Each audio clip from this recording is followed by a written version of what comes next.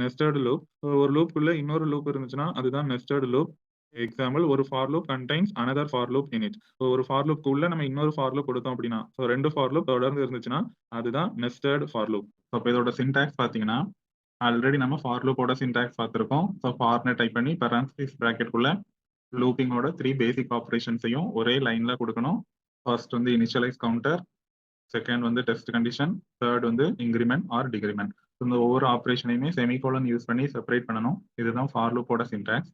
But nested for loop அப்படின்னா ஒரு for லூப்க்கு உள்ள இன்னொரு ஃபார் லூப் எழுதணும். இப்போ ஃபார் ஸ்டேட்மெண்ட் எழுதிட்டு தென் அந்த ஃபார் லூப்பை ஓப்பன் பண்றதுக்கு ஒரு லெஃப்ட் கர்லி பிரேஸ். இப்போ அந்த ஃபார் லூப்க்கு உள்ள வந்து ஸ்டேட்மெண்ட் பிளாக் எழுதும்போது இன்னொரு ஃபார் லூப் எழுதணும். ஸோ அப்போ 2 டைம்ஸ் இங்க ஃபார் ஸ்டேட்மெண்ட் யூஸ் பண்ணணும். ஒரு ஃபார் லூப்க்கு உள்ள இன்னொரு ஃபார் லூப்பை எழுதணும் அப்படின்னா அதுதான் நெஸ்டட் ஃபார் லூப். ஸோ அப்போ இந்த 2 ஃபார் லூப்ல மேல இருக்கிறத அவுட்டர் ஃபார் லூப்னு சொல்லிக்கலாம், உள்ள இருக்கிறத இன்னர் ஃபார் லூப்னு சொல்லிக்கலாம். ஸோ அவுட்டர் ஃபார் லூப்போட டெஸ்ட் கண்டிஷன் ட்ரூ ஆகி அதுக்கப்புறம் இன்னர் ஃபார் லூப்போட டெஸ்ட் கண்டிஷனும் ட்ரூவா இருந்தாதான் அதுக்கு உள்ள இருக்கிற இந்த ஸ்டேட்மெண்ட் பிளாக் வந்து எக்ஸிக்யூட் ஆகும். இதுதான் நெஸ்டட் ஃபார் லூப்போட கான்செப்ட். தென் ஸ்டேட்மெண்ட் பிளாக் எழுதிட்டு 2 ஃபார் லூப்பையுமே ரைட் கர்லி பிரேஸ் போட்டு க்ளோஸ் பண்ணிக்கணும். இதுதான் நெஸ்டட் ஃபார் லூப்போட சின்டாக்ஸ். இது எப்படி ஒர்க் ஆகும்னா, ஃபர்ஸ்ட் அவுட்டர் ஃபார் லூப்ல இருக்கிற டெஸ்ட் கண்டிஷனை தான் செக் பண்ணும். அது ட்ரூவா இருந்ததுன்னா இன்னர் ஃபார் லூப்ல இருக்கிற டெஸ்ட் கண்டிஷனை செக் பண்ணும். இன்னர் ஃபார் லூப்பும் ட்ரூவா இருந்தாதான் அதுக்கு உள்ள இருக்கிற ஸ்டேட்மெண்ட் பிளாக் எக்ஸிக்யூட் ஆகும். தென் ரிப்பீட்டடா எக்ஸிக்யூட் பண்றதுக்கு இன்கிரிமெண்ட் ஆர் டிக்ரிமெண்ட் ஆபரேஷனை பெர்ஃபார்ம் பண்ணி எக்ஸிக்யூஷன் கண்டினியூ ஆகிட்டே இருக்கும். எப்போ இன்னர் ஃபார் லூப் ஃபால்ஸ் ஆகுதோ அப்பதான் அவுட்டர் ஃபார் லூப் வரும். அவுட்டர் ஃபார் லூப்ல வந்து increment R decrement operation perform பண்ணணும். இப்படிதான் ஒரு நெஸ்டட் ஃபார் லூப் வந்து ஒர்க் ஆகும். ஸோ இதுக்கு ஒரு ப்ரோக்ராம். இப்போ பார்த்தீங்கன்னா நான் 2 ஃபார் லூப் கொடுத்து அதுக்கு உள்ள ஒரு பிரிண்ட் ஆஃப் ஸ்டேட்மெண்ட் கொடுத்துருக்கேன். ஸோ மொதல் ஃபார் லூப் வந்து i ஈக்குவல் டு 1ல இருந்து i less than or equal to 3. அப்போ 3 டைம்ஸ் எக்ஸிக்யூட் ஆகும். ரெண்டாவது ஃபார் லூப்பும் 3 டைம்ஸ் எக்ஸிக்யூட் ஆகும். பட் இது எப்படி ஒர்க் ஆகும்னு பார்த்தீங்கன்னா, ஃபர்ஸ்ட் ஐயோட வேல்யூ 1, 1 லெஸ் தேன் 3 செக் பண்ணும். ஸோ இப்போ மொதல் ஃபார் லூப் வந்து இப்போ ட்ரூ. தென் இப்போ இன்னர் ஃபார் லூப்க்கு வரும். ஜேயோட வேல்யூ 1, ஜே லெஸ் தேன் 3 ஆமா 1 less than 3 condition true.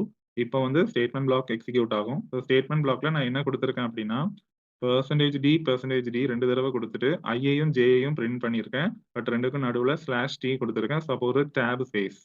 So ஒரு தடவை ஐ பிரிண்ட் ஆகும், ஒரு டேப் ஸ்பேஸ் கொடுத்து ஜே பிரிண்ட் ஆகும். நெக்ஸ்ட் ஐட்ரேஷன் வரும்போது /n கொடுத்ததுனால நியூ லைன்ல பிரிண்ட் ஆகும். ஸோ இனிஷியலா பார்த்தீங்கன்னா ஐயோட வேல்யூ 1 தான். தென் ஒரு டேப் ஸ்பேஸ் கொடுத்துட்டு ஜேயோட வேல்யூ 1 தான். இப்போ ஸ்டேட்மெண்ட் பிளாக் எக்ஸிக்யூட் பண்ணதுக்கு அப்புறமா இன்கிரிமெண்ட் பண்ணணும். ஸோ இன்கிரிமெண்ட் வந்து இப்போ இன்னர் ஃபார் லூப்ல தான் நடக்கும். அப்போ ஜே பிளஸ் பிளஸ் அப்படின்னா ஜேயோட வேல்யூ வந்து இப்போ 2, தென் 2 லெஸ் தேன் 3 செக் பண்ணும், கண்டிஷன் ட்ரூ. இப்போ ஸ்டேட்மெண்ட் பிளாக் எக்ஸிக்யூட் ஆயிரும். அப்போ ஐயோட வேல்யூ வந்து 1, ஜேயோட வேல்யூ வந்து 2. Then next inner for loop தான் இன்கிரிமெண்ட் ஆகும் ஜே பிளஸ் பிளஸ். அப்போ இப்போ ஜேயோட வேல்யூ வந்து 3.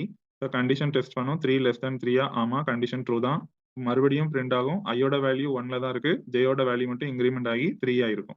நெக்ஸ்ட் இன்கிரிமெண்ட் ஆகும்போது ஜேயோட வேல்யூ 4 ஆயிரும். அப்போ இன்னர் ஃபார் லூப் வந்து இப்போ ஃபால்ஸ் ஆயிரும். எப்போ இன்னர் ஃபார் லூப் ஃபால்ஸ் ஆகுதோ இப்போ நம்ம அவுட்டர் ஃபார் லூப்க்கு போகணும். அதோட லூப் கவுண்டரை இன்கிரிமெண்ட் பண்ணணும். அப்போ ஐ வந்து இப்போதான் நமக்கு இன்கிரிமெண்ட் ஆகும். ஸோ இன்னர் ஃபார் லூப் ரிப்பீட்டடா எக்ஸிக்யூட் ஆகிட்டே இருக்கும். அதோட கண்டிஷன் ஃபால்ஸ் ஆகும்போது தான் அவுட்டர் ஃபார் லூப்போட லூப் கவுண்டரை நம்ம இன்கிரிமெண்ட் பண்ணணும். இப்படிதான் ஒரு நெஸ்டட் ஃபார் லூப் வந்து ஒர்க் ஆகும்.